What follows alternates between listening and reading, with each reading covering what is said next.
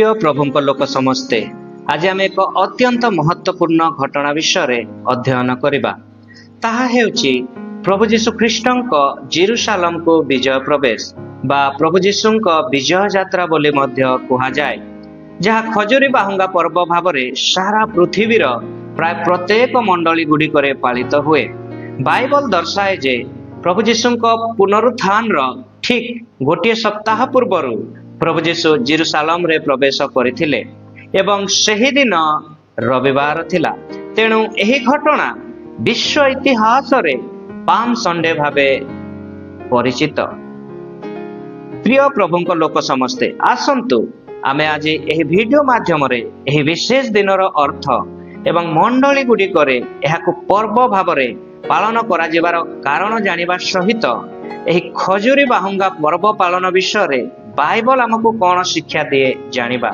आपण समस्त को मोर एही यूट्यूब चैनल फेमस सिनर रे प्रभु जीशु ख्रीष्टंक मधुमय नाम रे स्वागत करूअछि। लूका लिखित सुसमाचार 19 पर्व 28 पद रे आमे देखु जीशु जेरुसालेम आडको यात्रा कले। आपणक मन रे प्रश्न आसी पारे कोन केबे जीशु जेरुसालेम को जाय नथिले कि? जीशुंकर जेरुसालेम को जिबा कोनोसी नुआ घटना नुहे। एहा जीशुंकर प्रथम थर पाई जेरुसालेम को यात्रा नुहे। एहा पूर्व से जेरुसालेम को जाई सारी छंती। जीशु केते थर जेरुसालेम को जाइथिले ताहार सठिक गणना नाही एवं गणा जाइथिबा संख्या बा एक निर्दिष्ट संख्या बाइबल रे मध्य लेखा जाय नाही। किंतु चारोटी सुसमाचार माथ्यू, मार्क, लूक एवं योहन अनुଯାयी जीशु तांको सेवाकालीन समय रे प्राय 3 रु 4 थर जेरुसालेम को जाइथिले। बाइबल अनुଯାयी जिहुदी माने पर्व पालन पाई प्रति वर्ष जेरुसालेम को जाउथिले। आमे देखिबा को पाउ जे सुसमाचार गुडिक एही यात्रा विषय रे अधिक गुरुत्व दियंती कारण एही यात्रा हेउची जीशुंक जेरुसालेम को शेष यात्रा। शेष थर पाई जेरुसालेम को यात्रा कले। एहा एथिपाई मध्य गुरुत्वपूर्ण जे जीशुंकर दुख भोग, क्रूशीय मृत्यु एवं पुनरुत्थान आडकू अग्रसर हेबार आरंभ को सूचित करे। एही यात्रा जीशुंक शेष सप्ताहर आरंभ चिन्हट करे। एही समस्त विषय माथ्यू 21 पर्व 1 रु 11 पद, मार्क 11 पर्व 1 रु 10 पद, लूक 19 पर्व 28 रु 40 पद एवं योहन 12 पर्व 12 रु 19 रे उल्लेख रही अछि। लूक लिखित सुसमाचार 19 पर्व 29 पद रु 31 पद रे लेखा जाय जेतेबेले जीशु जीत पर्वत पार्श्वस्थ बेथफागी और बेथनिया निकट रे उपस्थित हेले सेतेबेले से अपना शिष्य मानक मध्यरु 2 जनंकु एही कथा कहि पठाइले, तुम्भ मानक सम्मुखस्थ सेही ग्राम को जाओ। सेथिरे प्रवेश करबा समय रे जहा उपरे केही केबे बसी नाही एपरि गोटिए गध छुआ को बंधा होइथिबा देखिबो। ताहाको फिटाई घेनी आस। आउ जेबे केही तुम्भ मानकु काहे कि फिटाउ अछ बोली पचारे तेबे एपरि कहिबो कारण एहा ठारे प्रभुंकर प्रयोजन अछि। प्रिय प्रभुंक लोक समस्ते जेरुसालेम को आसीबा जीशुंकर आकस्मिक योजना नथिला। एहा एक पूर्व आयोजित ईश्वरीय योजना।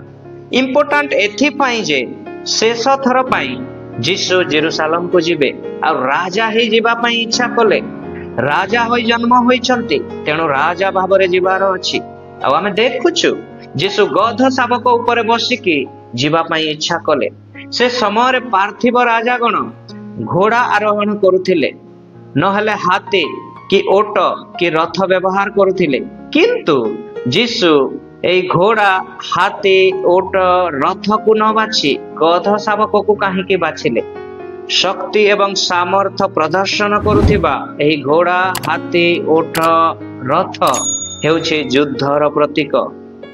गध हेउछि अति नम्र एवं शांति प्रिय पशु।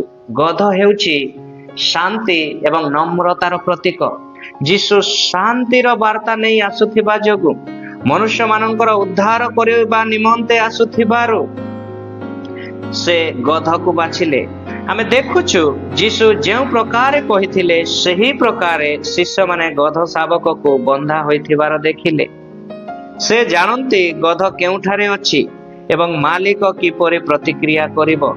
ଏଠି ଆମେ ପ୍ରଭୁ ଯୀଶୁଙ୍କର ଈଶ୍ୱରତ୍ୱକୁ ଦେଖୁଛୁ ଏବଂ ଯୀଶୁ ନିଜକୁ ପ୍ରଭୁ ବୋଲି ସ୍ୱୀକାର କରିବା ବିଷୟ ମଧ୍ୟ ଦେଖୁଛୁ, ଯାହାକି ଲୁକ 19 ପର୍ବ 31 ପଦରେ ବର୍ଣ୍ଣନା କରାଯାଏ। ଏହାଠାରେ ପ୍ରଭୁଙ୍କର ପ୍ରୟୋଜନ ଅଛି। ମାଥ୍ୟୁ ଲିଖିତ ସୁସମାଚାର 21 ପର୍ବ 6-9 ପଦରେ ଲେଖାଯାଏ, ସେଥିରେ ଶିଷ୍ୟମାନେ ଯାଇ ଯୀଶୁଙ୍କ ଆଦେଶ ଅନୁସାରେ କର୍ମ କଲେ। ପୁଣି ଗର୍ଦ୍ଧଭି ଓ ଶାବକଟି ଆଣି ସେମାନଙ୍କ ଉପରେ ବସ୍ତ୍ର ପାତି ଦେଲେ, ଆଉ ସେ ତାହା ଉପରେ ବସିଲେ। ପୁଣି ଲୋକ ସମୂହ ମଧ୍ୟରୁ ଅଧିକାଂଶ ଆପଣା ଆପଣା ଲୁଗା ପଥରେ ବିଛାଇଲେ ଓ ଅନ୍ୟମାନେ ଗଛରୁ ଡାଳ କାଟି ଆଣି ବାଟରେ ବିଛାଇ ଦେବାକୁ ଲାଗିଲେ।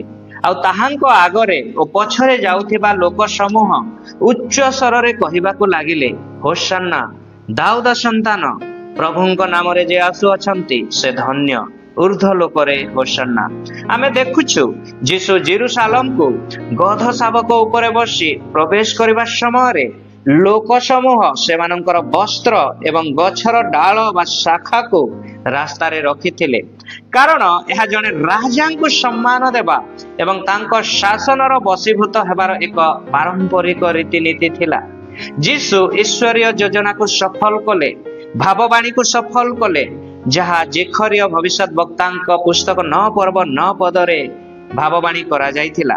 ଯୀଶୁ ଏହି ଗଧ ଶାବକ ଉପରେ ବସି ଯାତ୍ରା କରି ଲୋକ ସମୂହକୁ ବିଶେଷ କରି ଯିହୁଦୀ ମାନଙ୍କୁ ଜଣାଇବା ପାଇଁ ଚାହିଁଲେ ଯେ ମୁଁ ସେହି ରାଜା ଯାହାଙ୍କର ଅପେକ୍ଷାରେ ତୁମେ ସମସ୍ତେ ଅଛ, ଯାହାଙ୍କ ବିଷୟରେ ଭାବବାଣୀ କରାଯାଇଛି ସେ ରାଜା ହେଉଛି ମୁଁ। ଗଧ ଶାବକ ଉପରେ ବସି ଜେରୁସାଲେମରେ ଯୀଶୁଙ୍କ ପ୍ରବେଶ ଏକ ସର୍ବସାଧାରଣ ଘୋଷଣା ଥିଲା ଯେ ସେ ହିଁ ସେହି ପ୍ରକୃତ ଉଦ୍ଧାରକର୍ତ୍ତା ରାଜା। ଆଉ ଆମେ ଦେଖୁଛୁ ପର୍ବ ପାଳନ ପାଇଁ ଜେରୁସାଲେମକୁ ଆସୁଥିବା ସମସ୍ତ ଲୋକ ସମୂହ ପ୍ରଭୁ ଯୀଶୁଙ୍କୁ ଆପଣା ରାଜା ଭାବି ନେଲେ, କାହିଁକି ନା ସେମାନେ ଦେଖିଲେ ଯେ ଶାସ୍ତ୍ରର ଭାବବାଣୀରେ ଲେଖାଗଲା ପରି ପ୍ରଭୁ ଯୀଶୁ ଗଧ ଶାବକ ଉପରେ ଆରୋହଣ କରି ଆସୁଅଛନ୍ତି। ସେହି କାରଣ ପାଇଁ ପ୍ରତିଜ୍ଞାତ ରାଜାଙ୍କର ଆଗମନ ଦେଖି ଭାବିଲେ ଯେ ରୋମ ଶାସନର ଉଦ୍ଧାର କରିବେ, ରୋମର ଦାସତ୍ୱରୁ ଲୋକମାନଙ୍କୁ ମୁକ୍ତ କରିବେ, ରୋମୀୟ ଶାସନକର୍ତ୍ତାଙ୍କ ଅତ୍ୟାଚାରରୁ ଲୋକଙ୍କୁ ରକ୍ଷା କରିବେ, କାରଣ ସେମାନେ ଯୀଶୁଙ୍କୁ ଅନେକ ଆଶ୍ଚର୍ଯ୍ୟ କର୍ମ କରିଥିବା ଦେଖିଥିଲେ। 5ଟି ରୋଟି ଏବଂ 2ଟି ମାଛ ଦ୍ୱାରା 5000ରୁ ଅଧିକ ଲୋକ ସମୂହକୁ ଖୁଆଇଥିଲେ। ଲୋକ ଭାବିଲେ ଯଦି ଯୀଶୁ ରାଜା ହେଇଯିବେ ରାଜ୍ୟରେ ଆଉ କେହି ଭୋକରେ ରହିବେନି। ସେମାନେ ଦେଖିଥିଲେ ଯୀଶୁଙ୍କୁ ରୋଗୀ ମାନଙ୍କୁ ସୁସ୍ଥ କରିବା, ତେଣୁ ସେମାନେ ଭାବିଲେ ଯଦି ଯୀଶୁ ରାଜା ହେବେ ତେବେ କୌଣସି ଲୋକ ଆଉ ରୋଗୀ ହେବ ନାହିଁ। ଯୀଶୁଙ୍କୁ ଅନ୍ୟାୟ ବିରୁଦ୍ଧରେ କହିଥିବା ଶୁଣିଥିଲେ, ସେମାନେ ଭାବିଲେ ଯୀଶୁ ରାଜା ହେଲେ ରାଜ୍ୟରେ ଆଉ ଅନ୍ୟାୟ ହେବ ନାହିଁ। ନିଶ୍ଚିତ ଭାବେ ଏହି ପ୍ରକାର ଆଶା ଆକାଂକ୍ଷା ରଖି ଲୋକ ସମୂହ ଯୀଶୁଙ୍କୁ ସାଂସାରିକ ରାଜା ଭାବରେ ଦେଖିଲେ। ଯୀଶୁଙ୍କୁ ସାଂସାରିକ ରାଜ ସିଂହାସନରେ ବସାଇବା ପାଇଁ ଚାହିଁଲେ, ତେଣୁ ଆଗରେ ଓ ପଛରେ ଯାଉଥିବା ଲୋକ ସମୂହ ଉଚ୍ଚ ସ୍ୱରରେ କହିବାକୁ ଲାଗିଲେ, ହୋଶାନା, ଦାଉଦ ସନ୍ତାନ, ପ୍ରଭୁଙ୍କ ନାମରେ ଯେ ଆସୁଅଛନ୍ତି ସେ ଧନ୍ୟ, ଉର୍ଦ୍ଧ୍ୱ ଲୋକରେ ହୋଶାନା। ଏହି ହୋଶାନାର ଅର୍ଥ ହେଉଛି ବର୍ତ୍ତମାନ ଆମକୁ ବଞ୍ଚାଅ। ଆଉ ଟିକେ ସରଳ ଭାଷାରେ କହିଲେ ପ୍ରଭୁ ଆମକୁ ଉଦ୍ଧାର କର। ଏହି ହୋଶାନା ଶବ୍ଦଟି ହେଉଛି ଉଦ୍ଧାର ପାଇଁ ଏକ ନିବେଦନ। ଲୋକ ରୋମ ଶାସନର ଦାସତ୍ୱରୁ ଉଦ୍ଧାର ପାଇବାର ଆଶାରେ ଅଛନ୍ତି, ତେଣୁ ଆନନ୍ଦ ଉଲ୍ଲାସର ସହ ଈଶ୍ୱରଙ୍କ ପ୍ରଶଂସା କରୁ କରୁ ଯୀଶୁଙ୍କୁ ରାଜା ଭାବେ ସ୍ୱାଗତ କରୁଛନ୍ତି। ଅନେକ ତାଙ୍କ ମିଶନକୁ ଭୁଲ ବୁଝିଲେ। ଈଶ୍ୱରଙ୍କ ସେହି ମହାନ ଉଦ୍ଧାର କାର୍ଯ୍ୟକୁ ସେ ସମୟ ଯାଏଁ ଲୋକ ବୁଝି ନଥିଲେ। ସେମାନେ ରାଜନୈତିକ ମୁକ୍ତି ଚାହୁଁଥିଲେ। ଯଦିଓ ପ୍ରଭୁ ଯୀଶୁ ଅନନ୍ତକାଳୀନ ରାଜା ଅଟନ୍ତି, କିନ୍ତୁ ତାଙ୍କର ପ୍ରଥମ ଆଗମନରେ ସେ ଜଗତର ସମସ୍ତଙ୍କ ପାଇଁ ଶାନ୍ତି ଏବଂ ଅନୁଗ୍ରହ ନେଇ ଆସିଲେ। ପାପରୁ ଉଦ୍ଧାର କରିବା ନିମନ୍ତେ ଶୟତାନର ବଳକୁ ପରାସ୍ତ କରିବା ପାଇଁ ଆସିଲେ। ମନୁଷ୍ୟର ସମ୍ପର୍କ ଈଶ୍ୱରଙ୍କ ସହ ପୁନଃସ୍ଥାପନ କରିବା ପାଇଁ ଆସିଲେ। ସେ ଏକ ନୂତନ ଜୀବନ ଦେବା ପାଇଁ ଆସିଲେ। ଏହି ଲୋକ ସମୂହ ଯେତେବେଳେ ଦେଖିଲେ ଯେ ତାଙ୍କର ଆଶାନୁରୂପ କୌଣସି ବିଷୟ ହେଲା ନାହିଁ, ସେମାନେ ପ୍ରଶଂସା କରୁଥିବା ମୁଖରେ ତାହାଙ୍କୁ କ୍ରୁଶରେ ଚଢ଼ାଅ ଚିତ୍କାର କଲେ। କିଛି ଦିନ ପୂର୍ବରୁ ଯାହାଙ୍କର ସ୍ୱାଗତ କଲେ, ବର୍ତ୍ତମାନ ତାହାଙ୍କୁ ତିରସ୍କାର କଲେ। ଜେରୁସାଲେମକୁ ପ୍ରବେଶ ସମୟରେ ଯୀଶୁଙ୍କ ସଙ୍ଗରେ ଯେଉଁ ଜନତା ଥିଲା, ସେହି ଜନତା ବର୍ତ୍ତମାନ ତାଙ୍କ ବିରୁଦ୍ଧରେ ଠିଆ ହେଲେ। କାରଣ କଣ? କାହିଁକି? କାରଣ ହେଲା ସେମାନଙ୍କ ଆଶାନୁରୂପ କୌଣସି କାର୍ଯ୍ୟ ପ୍ରଭୁ ଯୀଶୁ କଲେ ନାହିଁ। କଣ ଆପଣ ମଧ୍ୟ ସେ ପ୍ରକାର କରନ୍ତି କି? ଯଦି ପରମେଶ୍ୱର ଆପଣଙ୍କ ଆଶାନୁରୂପ କାର୍ଯ୍ୟ ନ କଲେ, ଈଶ୍ୱରଙ୍କ ବିରୁଦ୍ଧରେ ଆପଣ କଥା କହନ୍ତି କି? ଈଶ୍ୱରଙ୍କୁ ତିରସ୍କାର କରନ୍ତି କି? କେବଳ ଓଠରେ ଯୀଶୁଙ୍କୁ ପ୍ରଶଂସା କରିବା ଯଥେଷ୍ଟ ନୁହେଁ। କେବଳ ଶବ୍ଦରେ ଯୀଶୁଙ୍କୁ ପ୍ରଶଂସା କରିବା ଯଥେଷ୍ଟ ନୁହେଁ। ହୃଦୟ ସହିତ, ସତ୍ୟ ଏବଂ ଆତ୍ମାରେ ତାଙ୍କର ପ୍ରଶଂସା କରିବା ସହିତ ଈଶ୍ୱରଙ୍କ ନିକଟରେ ସମର୍ପିତ ହେବା ଉଚିତ।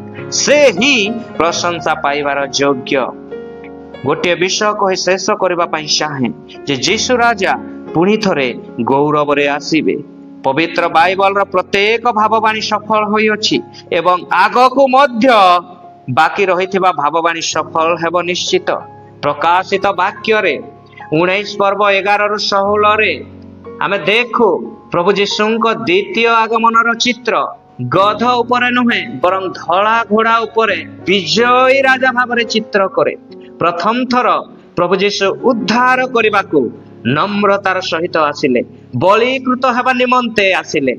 ଦ୍ୱିତୀୟ ଥର କିନ୍ତୁ ସେ ରାଜତ୍ୱ କରିବାକୁ ଆସିବେ। ଆମେ ତାଙ୍କ ପ୍ରତ୍ୟାବର୍ତ୍ତନ ପାଇଁ ପ୍ରସ୍ତୁତ କି? ଆମର ଯୀଶୁ ରାଜାଙ୍କୁ ଭେଟିବା ପାଇଁ ପ୍ରସ୍ତୁତ କି? ସେ ନିଶ୍ଚିତ ଆସିବେ।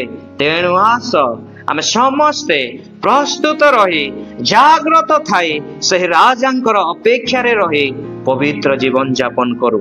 ପ୍ରଭୁ ଏହି ବାକ୍ୟରେ ଆମ ସମସ୍ତଙ୍କୁ ଆଶୀର୍ବାଦ କରନ୍ତୁ। ଆମେନ୍।